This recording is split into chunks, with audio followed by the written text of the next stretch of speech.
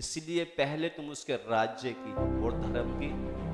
राज्य मतलब प्रभु तेरा राज्य मेरे घर में कैसे आएगा, तेरा राज्य मेरी कलीसिया में कैसा आएगा, तेरा राज्य मेरी कॉलोनी में कैसे आएगा, उसकी चिंता करो। खाने पीने की मत करो, खाने पीने की चिंता मत करो। तुम उसके राज्य और धर्म की खोज करो, बाकी सारी वस्तु तुम्हें मिल जाएगी। ये खाने पीने पहनने ओढ़ने की चिंता अन्य जाति करते हैं। हमारे अंदर एक ही चिंता होती है, प्रभु तेरा राज्य मेरे हर क्षेत्र में राज्य आना है, कहीं कहीं नहीं। हम ये पवित्र ओढ़ने नहीं, ऊपर ऊपर नहीं, अंदर से भी उसका राज्य चलना है हमारे अंदर। हमारी सोच में, हमारे विचार में, हमारी हर बात में उसका राज्य चलना है। जैसे यहाँ पे दिल्ली सरकार है ना, हमारे यीशु की सरकार चलनी है।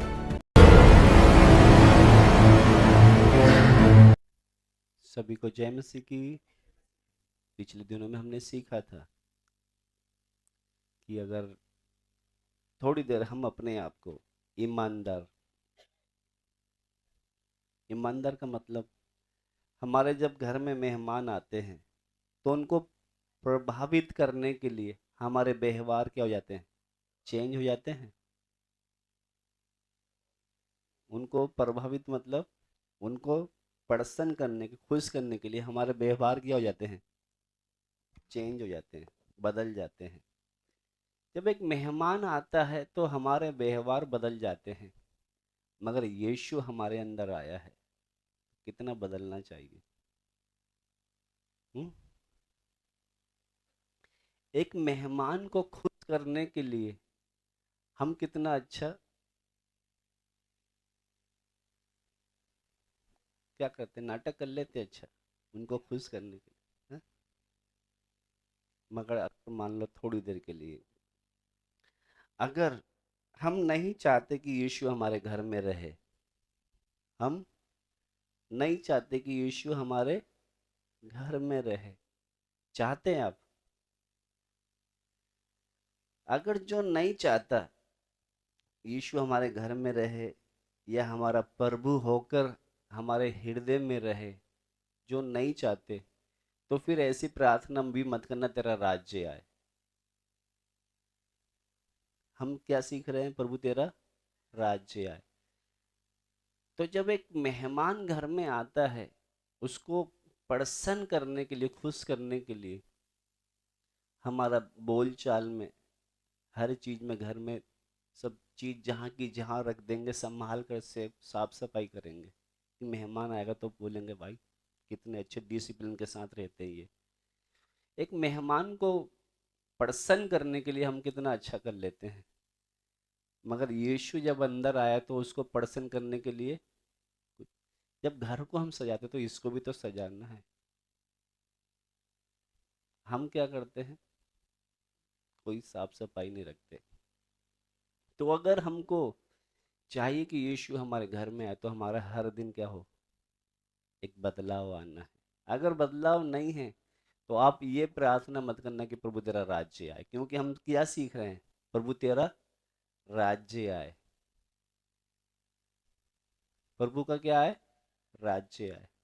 हमारे जो मन अंदर चलते हैं ना, मन में, हमारी लालसा में, हर बात में उसका क्या है, राज्य आए। तो एक आज हम वही है, क्योंकि बहुत से लोग तनाव में रहते हैं। तो जब अगर हम, हमारी प्रार्थना ये है कि प्रभु तेरा राज्य आए, तो फिर हमारे अंदर एक बदलाव आना चाहिए। आज एक नई बात हम सीखेंगे। नई बात का मतलब, क्योंकि हम जो प्रार्थना करते, हमारी प्रार्थना यीशु ने अपने चेलों को सिखाया ना, क्या प्रार्थना थी, तेरा राज्य आए।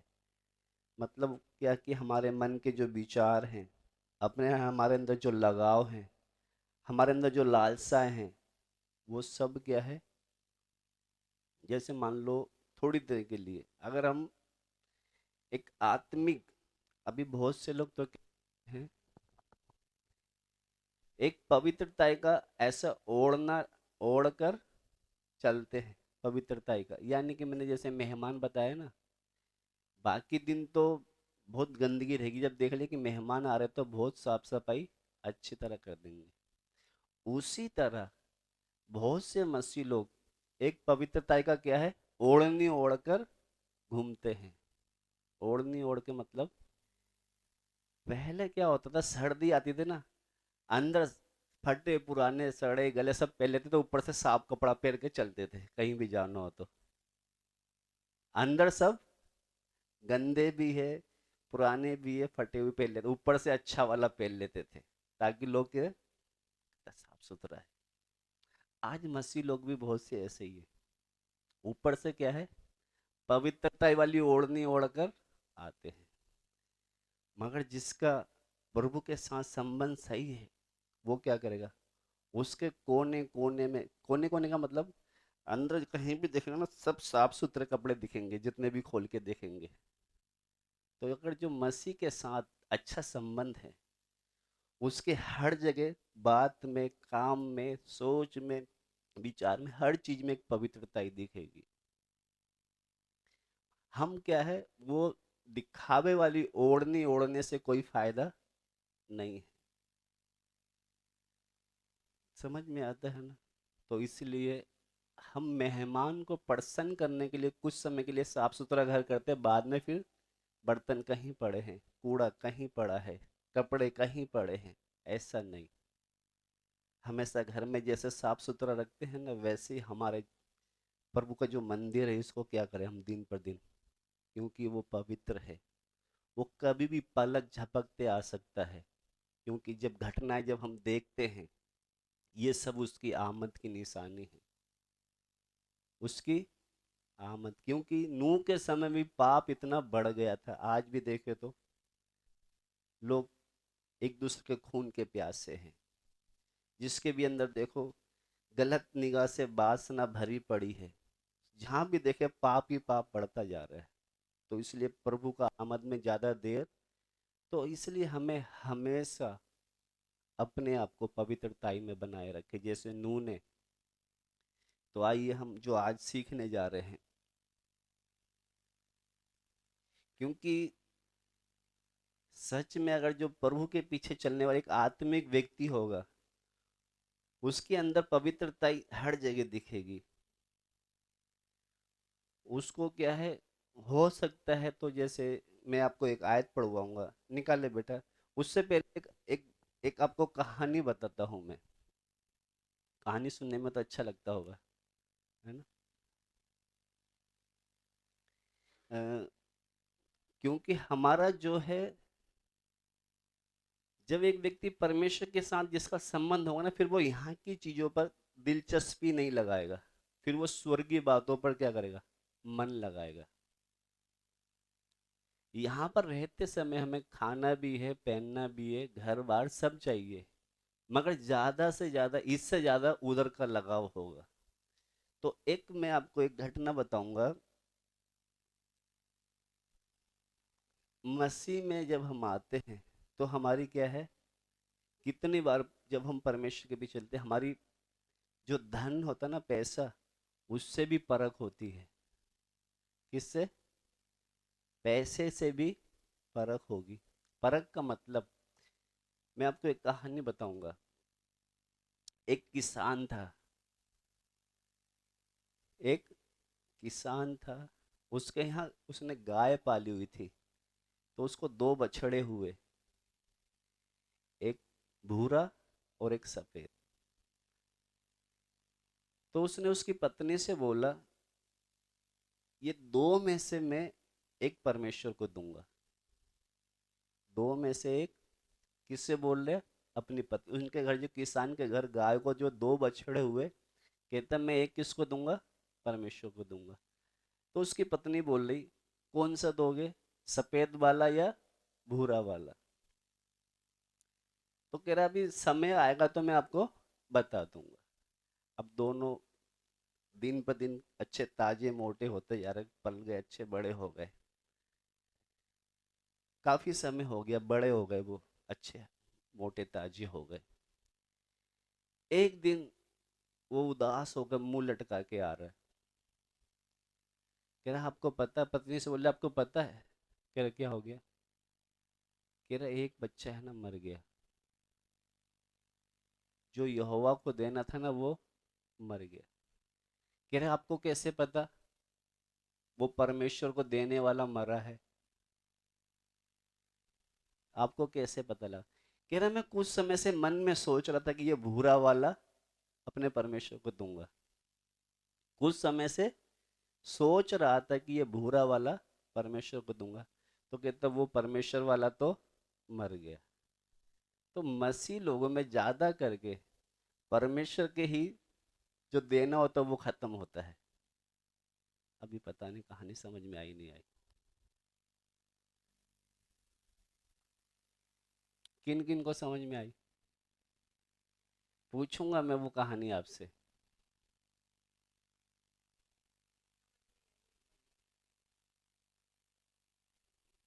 एक किसान के यहाँ गाय ने दो बछड़े दिए, एक सफेद और एक भूरा। तो वो अपनी पत्नी से कहता है कि हमारे यहाँ गाय ने दो बछड़े दिए हैं, एक है ना हम ऐसा करेंगे परमेश्वर को देंगे। तो कह रहा कौन सा वाला दोगे? कह रहा अभी नहीं बताऊंगा मैं, समय पर बताऊंगा। कुछ समय के बाद अच्छे वो ताजे मोटे हो गए, बड़े हो गए। तो एक दिन एक अचानक एक बछड़ा मर गया। तो वो जब सुबह के समय आ रहा था उसको, तो उसके चेहरे पे उदासी थी। तो उसकी पत्नी ने बोला कि क्या हो गया? कह रहा हमारा है ना बछड़ा मर गया एक। कौन सा वाला? वो परमेश्वर को देना था ना मेरे मन। क्या नहीं, क्या मर गया? तो कह रहा आपको कैसे पता लगा कि वो परमेश्वर को देना था वो वाला मरा? कह रहा मैं कुछ समय से मेरे मन में था कि ये वाला परमेश्वर को देना है। तो कहने का मतलब हमेशा जो परमेश्वर को देने वाली चीज ही क्या होती है?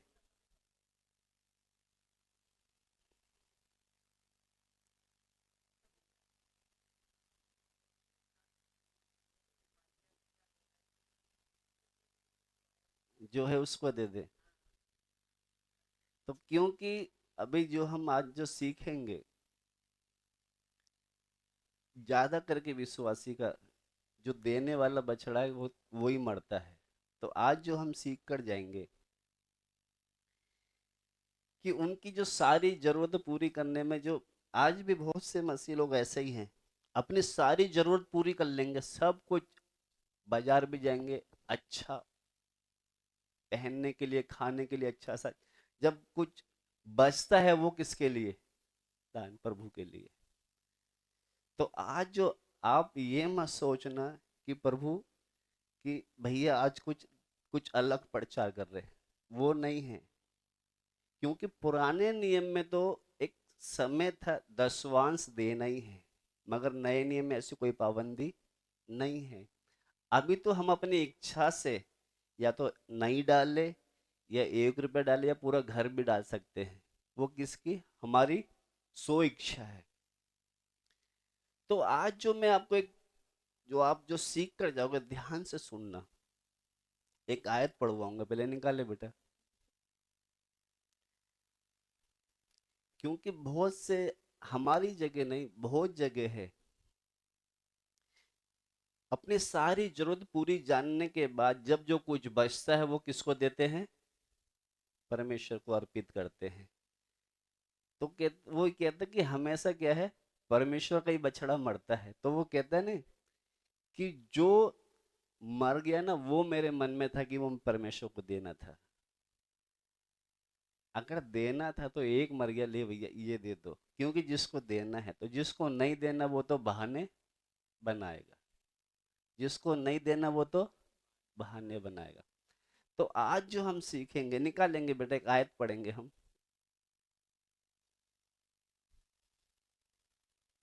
लूका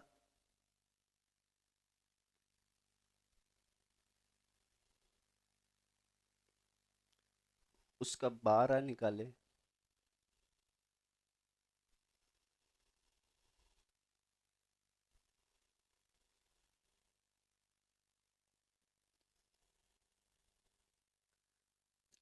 बारह का 13 से पढ़ेंगे हम। ऊपर लिखा है एक धनवान मूर्ख का दृष्टांत। वो आपकी बाइबल में है, क्या लिखा ऊपर मोटे अक्षरों में? एक धनवान मूर्ख का दृष्टांत। पढ़े बेटा। फिर भीड़ में से एक ने उससे कहा, हे गुरु, मेरे भाई से कह कि पिता की संपत्ति मेरे साथ बांट ले। उसने उससे कहा, हे मनुष्य, किसने मुझे तुम्हारा न्यायी या बांटने वाला नियुक्त किया है? हम्म, और उसने उनसे कहा, चौकस रहो और हर प्रकार के लोभ से अपने आप को बचाए रखो, क्योंकि किसी का जीवन उसकी संपत्ति की बहुतायत से नहीं होता। हाँ, अभी ध्यान से सुनोगे तभी समझ में आएगा, नहीं तो कुछ भी पल्ले नहीं पड़ेगा। इसलिए मैं आपसे बोलता हूँ, ध्यान से का मतलब इधर उधर मत देखो, मेरे तरफ देखना, तभी समझ में आएगा, नहीं तो कुछ भी समझ में नहीं आएगा। जो अच्छे बच्चे होते ना, सीखने वाले, जिसका मन होता, वो आगे आके बैठते और ध्यान से सुनते क्या क्या बोल रहे, तभी समझ में आता है, नहीं तो सब निकल जाता है। इधर जब पढ़ते समय लिखा है, भीड़ में से एक आदमी निकल के आया, वो कहता है, हे गुरु, मेरे भाई से कह कि पिता की संपत्ति साथ में बांट ले। तो उसने उससे कहा, है मनुष्य, किसने तुम्हें तुम्हारा मुझे तुम्हारा न्याय या बांटने वाला नियुक्त किया है? उसने उनसे कहा, चौकस रहो और हर प्रकार के लोभ से अपने आप को बचाए रखो। हर प्रकार के लोभ से अपने आप को बचाए रखो। आगे। क्योंकि किसी का जीवन उसकी संपत्ति की बहुतायत से नहीं होता। क्योंकि किसी का जीवन उसकी बहुत आयत संपत्ति से नहीं होता। बहुत आयत संपत्ति मतलब, अगर हमारे पास वचन में हम पढ़ते हैं, अगर हमने पूरी कॉलोनी खरीद ली और प्राण की अगर हानि हो गई तो क्या फायदा? तो बहुत सारी संपत्ति कर ली। इधर लिखा है, उसने उनसे कहा, चौकस रहो, हर प्रकार के लोभ से अपने आप को बचाए रखो, क्योंकि किसी का जीवन उसकी संपत्ति की बहुत आयत से नहीं होता। यानी कि अगर हमारे पास संपत्ति बहुत हो गई तो उससे हमारा जीवन, यानी कि हम नरक से या स्वर्गीय चीजों, उसको मैं आपको इसी में एक निचोड़ मिलेगा, ध्यान से सुनना। तो इसलिए यीशु मसीह क्या है, उसके बारे में एक दृष्टांत बोल रहा है। यहाँ पर लिखा ना, एक धनवान मूर्ख का दृष्टांत। तो ये पैसे के लिए बोल रहा है, कि बोलता है कि गुरु, मेरे भाई से कह दे कि अपने बाप की संपत्ति हम आपस में बांट ले। तो आगे पढ़ेंगे अब। उसने उनसे एक दृष्टांत कहा, किसी धनवान की भूमि में बड़ी उपज हुई। ये हमने बहुत बार पढ़ा है, ध्यान से सुनना, प्रभु अलग सिखाएगा कुछ आज। हाँ। किसी धनवान की भूमि में बड़ी उपज हुई। तब वह अपने मन में विचार करने लगा, मैं क्या करूं, क्योंकि मेरे यहाँ जगह नहीं जहाँ अपनी उपज इत्यादि रखूं। हम्म, और उसने कहा, मैं यह करूंगा, मैं अपनी बखारियां तोड़कर उनसे बड़ी बनाऊंगा हम्म, और वहां अपना सब अन्न और संपत्ति रखूंगा, और अपने प्राण से कहूंगा कि प्राण, तेरे पास बहुत वर्षों के लिए बहुत संपत्ति रखी है, चैन कर, खा पी, सुख से रह। हम्म। परंतु परमेश्वर ने उससे कहा, हे मूर्ख, इसी रात तेरा प्राण तुझसे ले लिया जाएगा। तब जो कुछ तूने इकट्ठा किया है वह किसका होगा? इधर रुक के, इधर हम पढ़ते हैं, ये हमने बहुत बार पढ़ा है, आपने सुना भी होगा, सीखा भी है। तो यीशु मसीह एक दृष्टांत में बोल रहा है कि किसी, ये लिखा है, किसी धनवान की बहुत उपज हुई। किसी किसान के यहाँ पर बहुत उपज हुई। अब ये नहीं लिखा वो गेहूं थे, चावल थे या दाल थी, क्या थी, मगर बहुत हुई। उपज यानी कि फसल बहुत हुई। तो आगे पढ़ते हैं, पढ़े बेटा। तब वह अपने मन में विचार करने लगा, मैं क्या करूं, क्योंकि मेरे यहाँ जगह नहीं जहाँ अपनी उपज इत्यादि रखूं। हाँ, उसकी फसल इतनी हो गई, उसके पास जगह नहीं है कि मैं इतनी सारी फसल को कहाँ इकट्ठी करूं। हाँ और उसने कहा, मैं यह करूँगा, मैं अपनी बखारियाँ तोड़कर उनसे बड़ी बनाऊँगा। हाँ, जहां पर अनाज को इकट्ठा करते हैं ना, तो वो छोटी थी, तो उसमें मैं इसको तोड़कर बड़ी बनाऊंगा ताकि अपना सारा अनाज उसमें रख सकूं। हाँ। और वहाँ अपना सब अन्न और संपत्ति रखूँगा और हाँ। अपने प्राण से कहूँगा कि प्राण, तेरे पास बहुत वर्षों के लिए बहुत संपत्ति रखी है, हम्म। चैन कर, हम्म। खा पी, सुख से रह। हाँ, अभी वो अपने आप से बोलता है कि अब मेरे पास बहुत सारी फसल आ गई है, यानी कि संपत्ति है। तो अपने प्राण से कहता है अब क्या कर तू, खा पी और चैन से रहे, यानी कि अब तुझे कोई टेंशन नहीं है, क्योंकि बहुत अब हमारे पास आ गया है। हाँ। परंतु परमेश्वर ने उससे कहा, हे मूर्ख, अब परमेश्वर उससे कह रहा है, हे मूर्ख। हाँ। इसी रात तेरा प्राण तुझसे ले लिया जाएगा। तब जो कुछ तूने इकट्ठा किया है वह किसका होगा? इधर पढ़ते हैं कि उसने अपने मन में तो सोच लिया कि अब मेरे लिए खाने पीने का इंतजाम हो गया। तो उधर कहता है, परमेश्वर कहता है, परमेश्वर ने कहा, हे मूर्ख, इसी रात तेरा प्राण तुझसे ले लिया जाएगा, तब जो कुछ तूने इकट्ठा किया है वह किसका होगा? हम इकट्ठे करने में लगे रहते हैं ना, किस लिए के लिए करते हैं? किसके लिए? बच्चों के लिए। मगर बच्चे पता कैसे है, मरने की देर नहीं, बोले इसको ले जाओ जल्दी से। जिसके लिए इकट्ठा करते हैं ना, वो भी क्या कहते हैं, हमारा अभिषेक हमको कितने दिन तक रख लेगा, कितने दिन रखेगा? हाँ? बहुत से को तो इतनी जल्दी होती है कि जल्दी जाओ और जल्दी से हिस्सा करे। हम्म? तो इसलिए वहां पे लिखा है, धनवान को क्या बताया है? मूर्ख। हम भी क्या करते हैं, इसी के चक्कर में तो भागते रहते हैं। किसके लिए भागते हैं? इसी के लिए भागते हैं। तो यहाँ पर आप ठीक कर जाना, यहाँ पर वो अपने आप से तो कहता है, जब उसकी फसल बहुत हो गई तो कहता है, हे प्राण, अभी क्या है, खा पी और चैन से रहे, क्योंकि अब टेंशन नहीं है, बहुत सारा आ गया अपने पास। तो प्रभु कहता है, अगर आज रात तेरे से तेरे प्राण ले लेंगे तो ये किसका होगा? अभी थोड़ा सोच के देखे किसका होगा वो। हा? अपने बच्चे के लिए तो होगा ना, बच्चे के लिए तो कमा रहे हैं, मगर बच्चे भी पता क्या है, बच्चे भी बेकार है। बच्चे भी क्या है, ऐसे मत बोलना, नहीं तो फिर बच्चे बोलेंगे मेरे को बेकार बोल रहा था ना, अभी बेकार बन के दिखाऊंगा। इससे हम क्या सीखते हैं? अब इतना सीखने के बाद इसके नीचे वाली आयत मुझे पढ़वानी थी आपसे, ये है मेन आयत, पढ़ें इसको। ऐसा ही वह मनुष्य भी है जो अपने लिए धन बटोरता है, परंतु परमेश्वर की दृष्टि में धनी नहीं। ये है हमारी मेन आयत। इसमें हमने क्या पढ़ा है? ऐसा ही वे मनुष्य है, मतलब कैसा? जिसने इकट्ठा करके बोलता है ना, प्राण से कहता है चैन से खा पी, तो लिखा ऐसा ही वे मनुष्य भी है जो अपने लिए धन बटोरता है, परंतु परमेश्वर की दृष्टि में धनी नहीं है।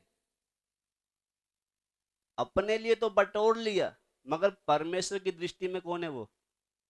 कंगाल है। कहने का मतलब, अपने प्राण के लिए तो इकट्ठा कर लिया, खाने पीने के लिए, शरीर के लिए, मगर परमेश्वर की दृष्टि में कौन है वो? कंगाल है।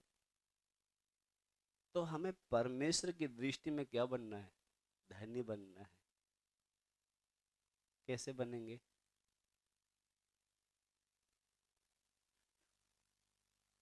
हम अपने खाने पीने का तो इंतजाम कर लिया, बोलता ना, बहुत समय के लिए क्या कर लिया, अभी इकट्ठा कर लिया, मगर प्रभु कहता है, आज रात तेरे प्राण तुझसे ले लिए जाएंगे, तो जो तूने इकट्ठा किया है इससे क्या फायदा? तुझे वही इतना सा बक्सा मिलेगा बस, और जगह भी इतनी सी मिलेगी, फिर क्यों इतना भाग दौड़ करता है, परेशान होता है? ये छोटा सा तो पेट है, 3 रोटी बहुत है ना। कितने 5 खा लेते होंगे आप, मेरे से तो 3 खाता हूँ मैं तो। क्योंकि वचन में हम पढ़ते हैं, वो आकाश के पंछियों को देखो, वो कल की चिंता करते हैं? उनका बाप उनको खिलाता है, हमें नहीं खिलाएगा क्या? है? वो चिंता करते हैं कुछ? चिड़िया आपस में बोलती तो होंगी कि यार ये इंसान कितनी टेंशन लेते हैं, हमें तो कोई टेंशन नहीं। हम्म? तो यहाँ पर जो हमारा विषय है आज, जिसने वो इतना इकट्ठा करने के बाद बोलता है ना, अपने अभी खा पी और चैन से रहे, जैसे वो है ना, लिखा, ऐसा ही वे मनुष्य भी है जो अपने लिए धन बटोरता है परंतु परमेश्वर की दृष्टि में धनी धनी नहीं है। जैसे उसने इकट्ठा किया ना, ऐसे ही वही है। अगर हम भी अगर धन बटोर रहे हैं और परमेश्वर की दृष्टि में हम कौन है? धनी नहीं। अगर धनी बनना है तो क्या करना पड़ेगा? परमेश्वर की दृष्टि, हो सकता है हम इस संसार का जो अम्बानी है, धनी है, मगर परमेश्वर की दृष्टि में कौन है? वो कंगाल है। अगर धनी बनना है तो बनना है धनी है, बनना है, क्या करना पड़ेगा? बनना है आपको भी? नहीं बनना? किन किन को बनना है? क्योंकि देखो, पुराने नियम में मैं आपको लेके जाऊं, एक आयत पढ़ेंगे हम। क्योंकि अगर हम मान लो, इसमें जब पढ़ते समय यहाँ पे लिखा है, हम परमेश्वर की दृष्टि में कौन है? निर्धन। यानी कि हम जीवन भर क्या रहेंगे फिर? निर्धन ही रहेंगे। क्योंकि पुरानी वाचा में परमेश्वर ने एक नियम बनाया था, सभी इसराइलियों को सर्वोत्तम यानी कि सबसे बढ़िया पहला फल लाकर परमेश्वर को, पढ़ा है पुराने नियम में, निकालेंगे वो वचन, पढ़ेंगे हम। निगमन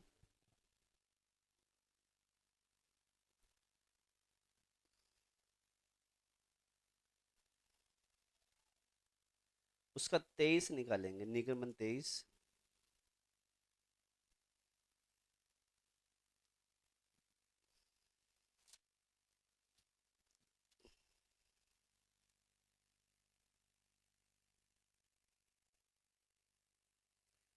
उसका 14 से पढ़ेंगे।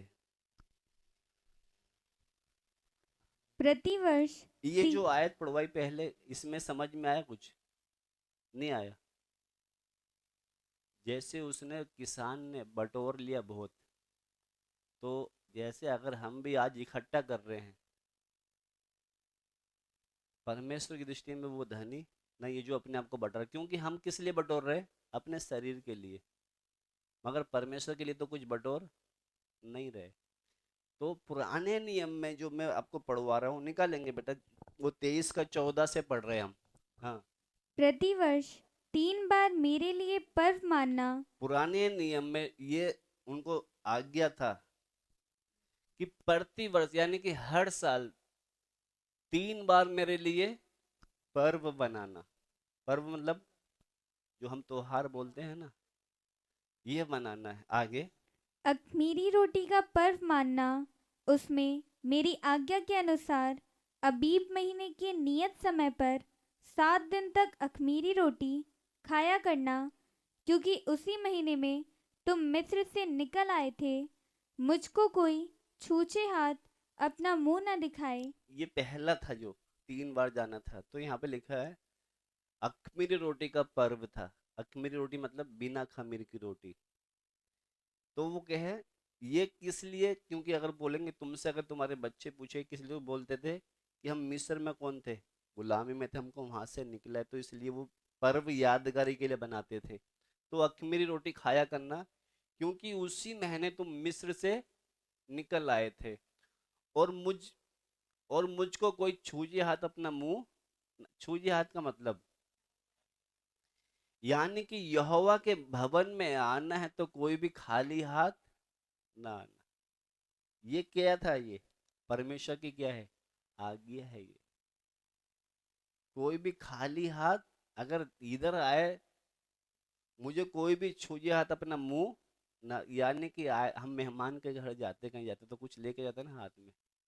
पहले के तो जो हमारे माँ बाप भी थे ना, घर पे आते थे खाली हाथ नहीं आते थे, कहीं ना कहीं बच्चों के लिए खाने पीने की चीज। तो क्या हमारा परमेश्वर भी खाने पीने वाला है क्या?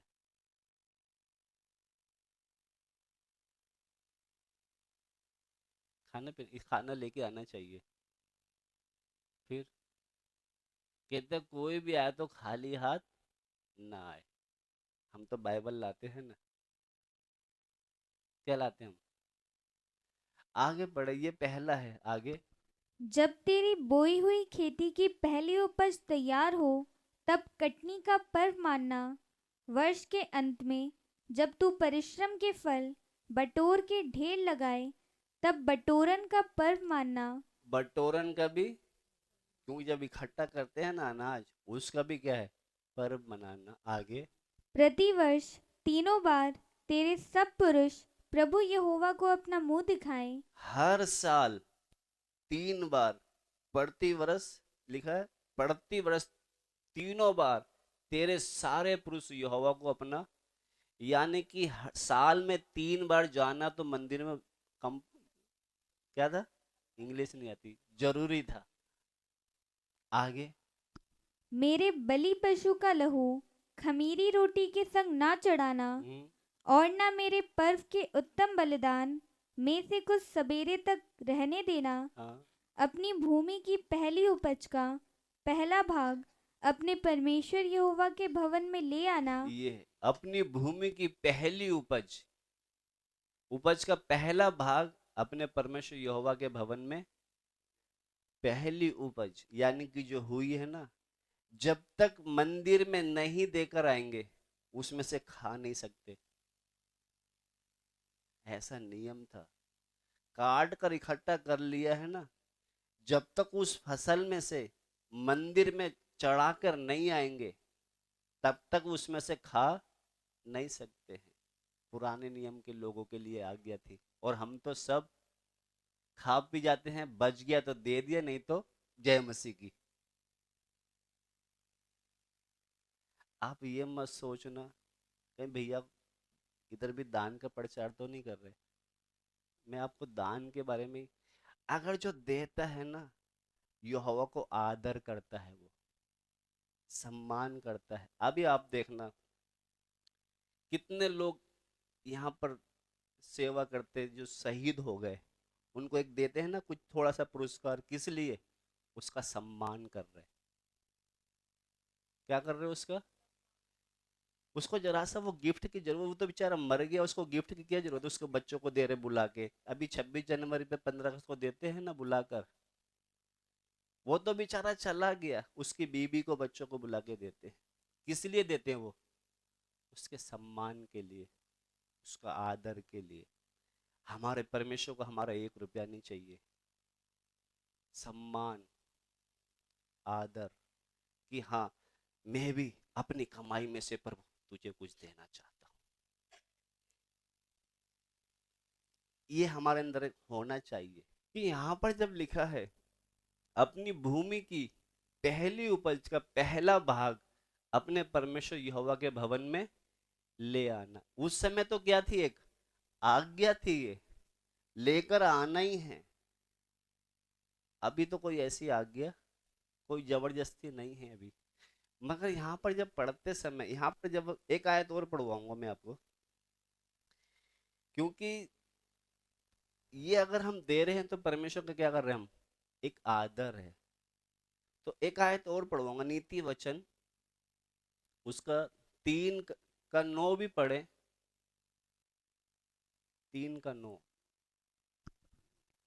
अपनी संपत्ति के द्वारा और अपनी भूमि की सारी पहली उपज दे देकर यहोवा की प्रतिष्ठा करना। प्रतिष्ठा करना, इसका मतलब क्या है?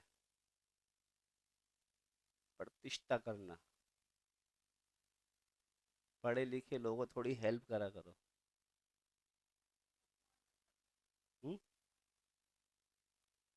जैसे मैंने बताया ना, वो तो स्टेट पे लाकर कुछ दे देते हैं। तो ये अपनी संपत्ति के द्वारा और अपनी भूमि की पहली उपज देकर यहोवा की प्रतिष्ठा करना, यानी कि उसका सम्मान करना, उसका आदर करना। हम्म? तो इधर जब मैंने जो वापस उधर लेके जाऊंगा आपको, जैसे मान लो एक व्यक्ति ने बोला कि किसान के यहाँ बहुत कुछ फसल हो गया, क्या कह रहे हैं वो? अपने प्राण से खा पी और चैन से। मगर कहता है परमेश्वर आज रात तुझसे प्राण ले लिए जाएंगे तो हम भी क्या करते हैं, जितना भी आया सब कम है, अभी तो और चाहिए, अभी तो बच्चे भी बड़े हो रहे, महंगाई बढ़ रही, कपड़े भी लेने, राशन भी लेना, ये भी लेना, वो भी लेना, ऐसा करना। मगर परमेश्वर के लिए अगर मन तो नहीं है। अगर मान लो सब कमा खा के यहाँ खर्च कर दिए, उधर जब जाएंगे, मैंने तेरे को अपने तेरे काम में मैंने आशीष दिया था, लोग तो बिस्तर में पड़े थे मगर मैंने तेरे को ताकत दिया, लोग तो मगर मैंने तेरे को अच्छी तरह खिलाया पिलाया चलाया, मगर तूने कभी मेरे लिए। परमेश्वर हमारा मन देखता है। मैं कहता हूं कि अगर आपको 100 रुपए भी है ना, उसमें आपकी पूरी जरूरत पूरी कर देगा परमेश्वर, और नहीं तो 1 लाख में भी आपका पूरा नहीं पड़ेगा।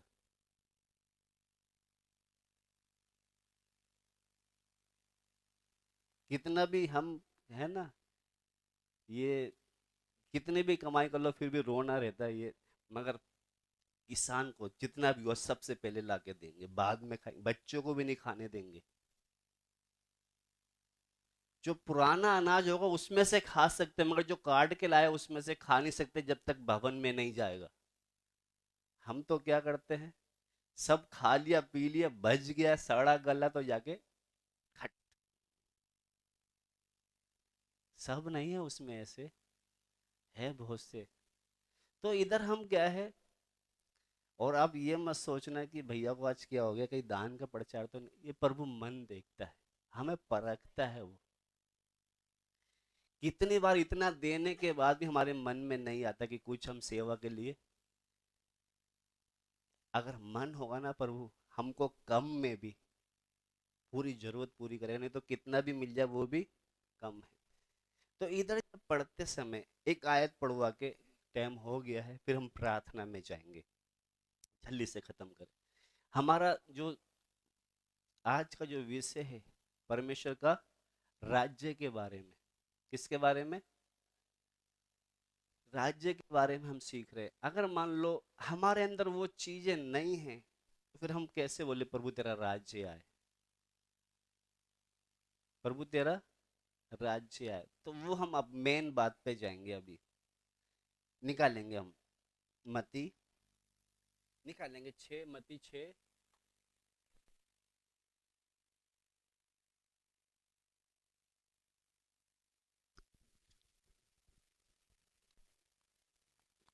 अपने लिए पृथ्वी पर धन इकट्ठा ना करो, जहाँ कीड़ा और काई बिगाड़ते हैं और जहाँ चोर सेंध लगाते और चुराते हैं, परंतु अपने लिए स्वर्ग में धन इकट्ठा करो, जहाँ ना तो कीड़ा और ना काई बिगाड़ते हैं और जहाँ चोर ना सेंध लगाते और ना चुराते हैं। हाँ, क्योंकि जहाँ तेरा धन है वहाँ तेरा मन भी लगा रहेगा। जहां तेरा धन है वहां तेरा मन भी लगा रहेगा।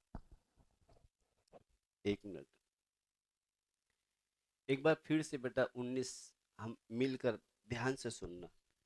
अपने लिए पृथ्वी पर धन इकट्ठा ना करो, जहाँ कीड़ा और काई बिगाड़ते हैं और जहाँ चोर सेंध लगाते हाँ और चुराते हैं, हाँ परंतु अपने लिए स्वर्ग में धन इकट्ठा करो, जहाँ ना तो कीड़ा और ना काई बिगाड़ते हैं हाँ। और जहाँ चोर ना सेंध लगाते और ना चुराते हैं।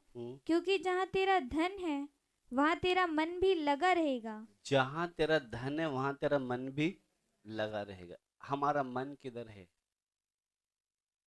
जहां तेरा धन है वहां तेरा मन भी लगा रहे। एक जगह पढ़ते ना, इधर ही है, थोड़ा सा आगे जाओगे तो, एक व्यक्ति, एक मनुष्य दो स्वामी की सेवा। दो स्वामी कौन?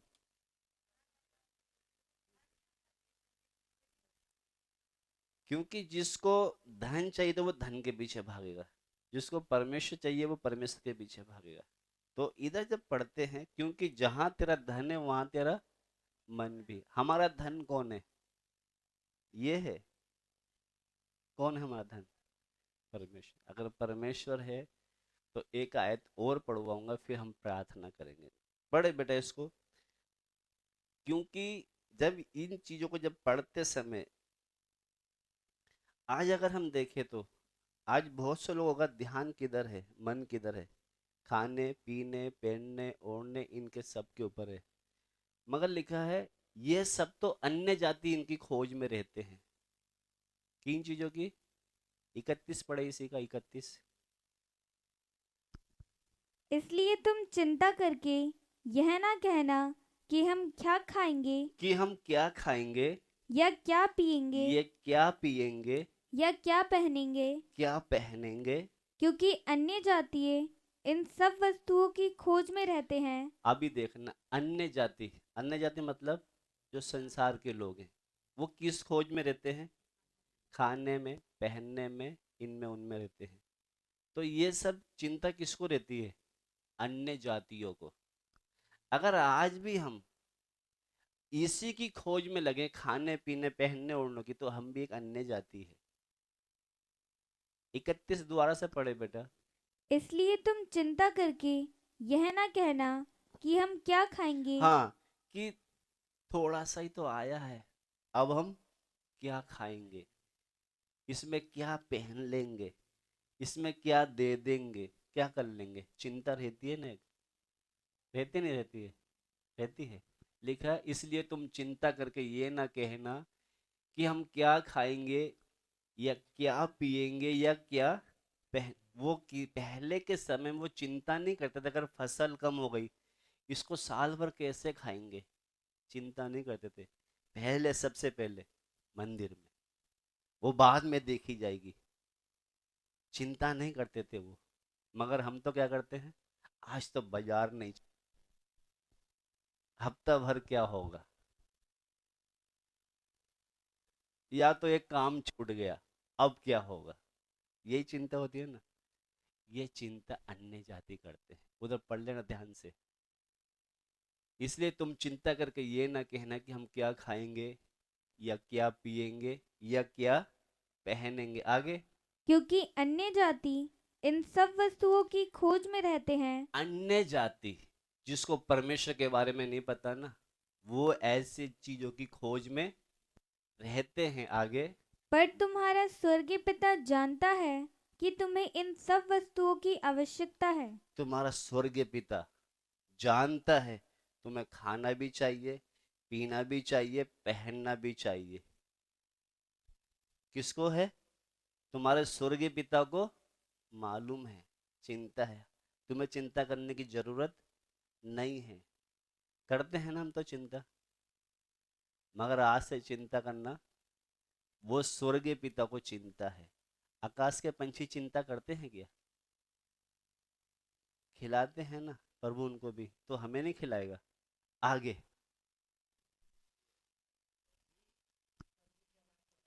इसलिए पहले तुम परमेश्वर के राज्य और उसके धर्म की खोज करो, तो ये सब वस्तुएं भी तुम्हें मिल जाएंगी। हमारा मेन आज की आयत यही है। इसलिए पहले तुम उसके राज्य की और धर्म की। राज्य मतलब प्रभु तेरा राज्य मेरे घर में कैसे आएगा, तेरा राज्य मेरी कलीसिया में कैसा आएगा, तेरा राज्य मेरी कॉलोनी में कैसे आएगा, उसकी चिंता करो। खाने पीने की मत करो। ऊपर से गया सब, अंदर गया कुछ? खाने पीने की चिंता मत करो, तुम उसके राज्य और धर्म की खोज करो, बाकी सारी वस्तु तुम्हें मिल जाएंगी। अगर समझ में आया है तो प्रार्थना करें।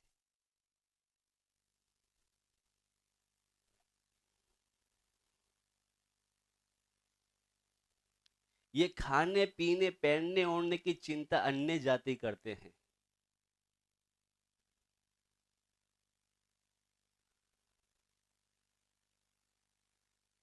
हमारे अंदर एक ही चिंता होनी है, प्रभु तेरा राज्य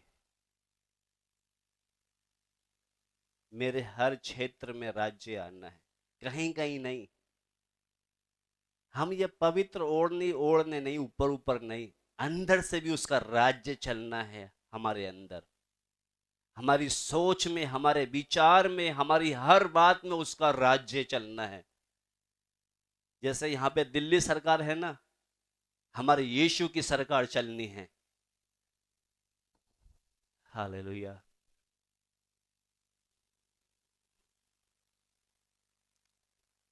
लिखा इसलिए पहले तुम उसके राज्य और धर्म की खोज करो। प्रभु तेरा राज्य कैसे आना है, पहले मेरे से शुरू होगी प्रभु तेरा राज्य। हालेलुया। अगर समझ में आया तो प्रभु से प्रार्थना करें, प्रभु मैं इतने समय से अन्य जाति की तरह खाने पीने की, पहनने ओढ़ने की, इनकी चिंता में लगा रहता था या लगी रहती थी। ये सब चिंताएं अन्य जाति को रहती है, क्योंकि उनका परमेश्वर जिंदा परमेश्वर नहीं है। मेरा जिंदा परमेश्वर है। वो जानता है मेरे बेटे को रोटी भी चाहिए, पानी भी चाहिए, कपड़े भी चाहिए, सब कुछ चाहिए। वो जानता है, हमारे मांगने से पहले हमें देने की ताकत रखता है। वो सिर्फ ये कहता तू अब इसकी चिंता मत कर, तू सिर्फ मेरे राज्य और धर्म की खोज कर, ये सारी वस्तु तुझे मिल जाएंगी।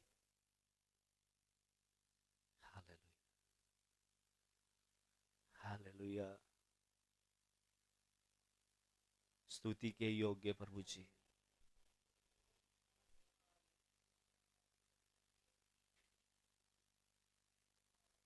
अब हम सोच कर देखें अपने आप से, प्रभु तेरा राज्य, मेरे द्वारा तेरा राज्य आए, मेरे हर विचार में, मन में जो विचार आते हैं उसमें भी तेरा राज्य चले, मेरा नहीं प्रभु।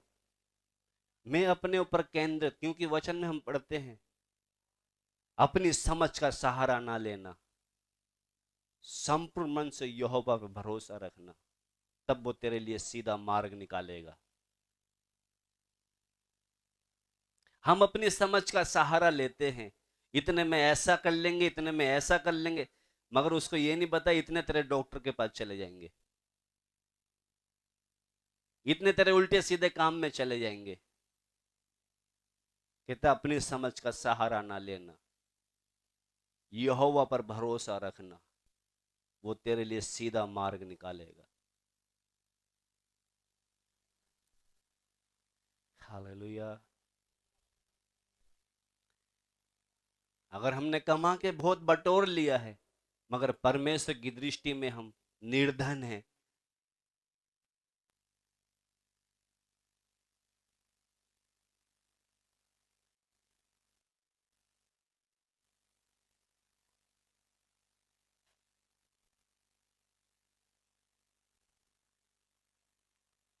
स्वर्ग के परमेश्वर हम धन्यवाद देते।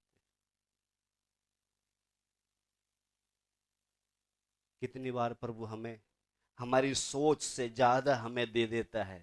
कहता देखो मेरा या बेटा या बेटी को मैं इतना देने के बाद भी इसका मन है नहीं है सेवकाई में देने का, वो परखता है हमें देकर भी।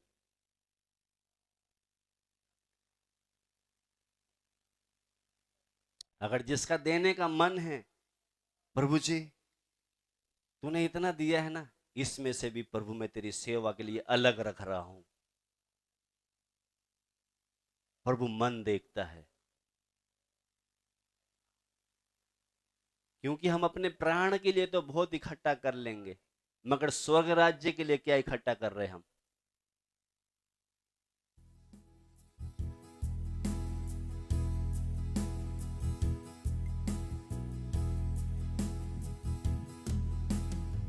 तूने किया खाली अपने आप को, छोड़ी सारी महिमा, होकर खुदा की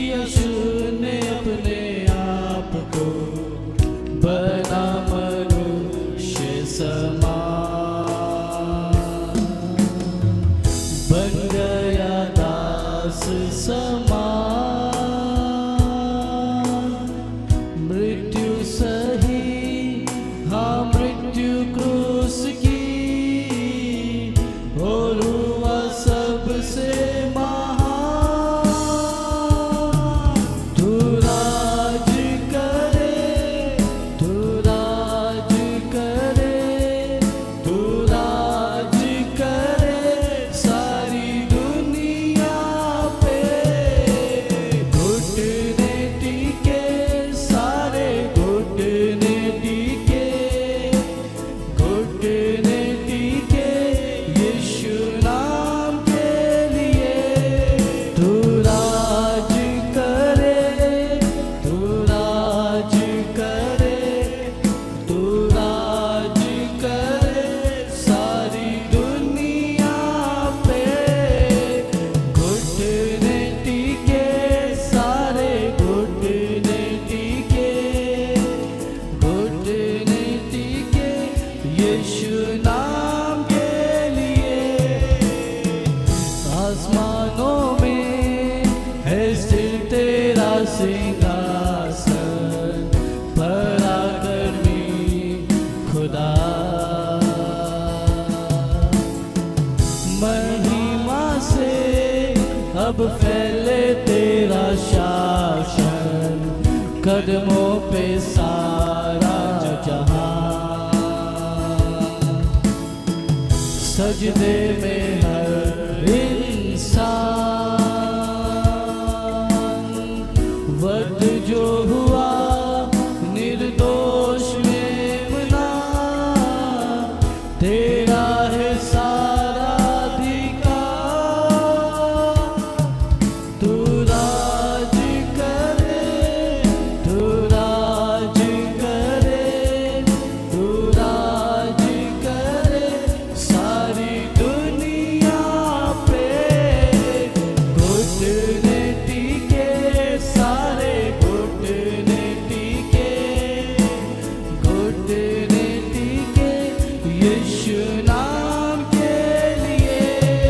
तू राज करे, तू राज करे, तू राज। हर एक लोग अपने मुंह से अंगीकार करे। दुनिया पे ओ घुटने टिके सारे, घुटने टिके, घुटने टिके यीशु नाम के लिए। कल आज और सर्वदा यीशु तू ही है खुदा। कल आज और सर्वदा यीशु तू ही है खुदा। तू राज करे, तू राज करे, तू राज करे सारी दुनिया पे। घुटने टिके सारे, घुटने टिके, घुटने टिके यीशु नाम के लिए। तू राज करे, तू राज करे, तू राज करे सारी दुनिया पे। घुटने टिके सारे, घुटने टिके, घुटने टिके यीशु नाम के लिए। हालेलुया, स्तुति हो प्रभु। तू राज्य करे सारी दुनिया पे, तू राज्य करे। हालेलुया। आइए हम प्रार्थना करने जा रहे हैं, हम प्रार्थना करने जा रहे हैं। अगर प्रभु ने आपसे बातें किया है, प्रभु से बात करें, प्रभु से बातचीत करें। हालेलुया। हाँ प्रभु, अन्य जाति को चिंता रहती है कि हम क्या खाएंगे, क्या पिएंगे या क्या पहनेंगे। हालेलुया। प्रभु तेरी सच्चाई को जानने के बाद भी, पानी में डूबकर बपतिस्मा लेने के बाद भी, पवित्र आत्मा पाने के बाद भी आज भी मैं प्रभु खाने पीने की चिंता में लगे रहता हूं। प्रभु मुझे माफ कर। कितना तू मुझे देता है फिर भी मुझे कम लगता है, मैं चिंता करता रहता हूं। कहता अपनी सारी चिंता मेरे ऊपर डाल दे। हालेलुया। हमारा परमेश्वर एलिया के समय में हम उस घटना को याद करें। पूरा अकाल है, थोड़ा सा तेल और कुप्पी में थोड़ा सा आटा है। एक सेवक प्रभु का दास आके बोलता जो तेरे पास है वो मेरे पास लेकर आ। उसने उसकी आज्ञा को माना। पूरे अकाल में उन्होंने पेट भर के खाना खाया। हमारा वो ही परमेश्वर आज भी जिंदा है। जब अकाल में भूखे मर रहे लोग, उस बीच में वो विधवा और वो एलिया प्रभु का दास पेट भर के खाना खा रहे हैं। हालेलुया। प्रभु हमारे अंदर कितनी चिंताएं आ जाती है। अब क्या होगा? इससे पता लगता है कि हम आज भी अन्य जाति की तरह हैं। जिसने एक बार अगर परमेश्वर को जान लिया, मेरा प्रभु हर घटी को पूरी करने की ताकत आज भी रखता है। वो हमारा मन देखता है, हमें देकर परखता है। हमें तो जितना भी मिलता है कम, और मिल जाए और मिल जाए और दे दे प्रभु। वो हमें देकर परखता है। कौन मेरा सम्मान करता है, कौन मेरा आदर करता है, कौन मेरे भवन में लेकर आता है। हम हमेशा खाली हाथ आते हैं। कहते उस समय पुराने नियम में बोला था कोई भी मेरे भवन में सूजे हाथ मुझे मुंह दिखाने के लिए नहीं आना। हालेलुया। प्रभु यीशु तेरा धन्यवाद है। धन्यवाद हो बाप, धन्यवाद हो पिता। वो हमें देकर परखता है किसका मन है। मेरे स्वर्ग राज्य के लिए, हम अपने प्राण के लिए, अपने बच्चों के लिए, अपने घर के लिए तो बहुत कुछ करते हैं, मगर तो स्वर्ग के लिए हम हमेशा निर्धन ही रहेंगे। हम स्वर्गीय धन, लिखा है वचन में हमने पढ़ा है, जहां तेरा धन है वहां तेरा मन है। आज हम देख कर जाए हमारा मन किधर है। हमारा मन है क्या उसका राज्य इधर आए। हमारा मन है प्रभु मेरे घर में, मेरी कलीसिया में तेरा राज्य आए। प्रार्थना हमारे महान खुदा बाप, धन्यवाद देते आज की संगति के लिए। तूने हमें एक एक से बात किया प्रभु जी। सच में प्रभु हम अन्य जाति की तरह चिंता करते आज भी।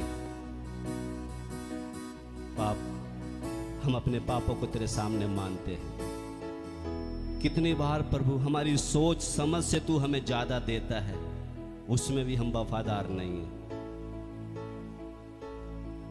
बाप, आज एक बार और तेरे सामने हम घुटने टेकते हैं।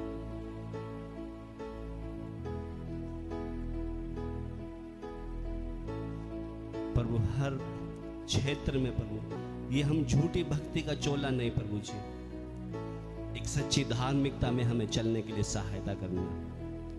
एक एक को आपके बलवंत हाथ में देते। आपने हमसे बातचीत किया, धन्यवाद हो। सब आदर महिमा आपके नाम को देते हुए जल्द आने वाले यीशु मसीह के नाम से मांगते। सभी को जय मसीह की।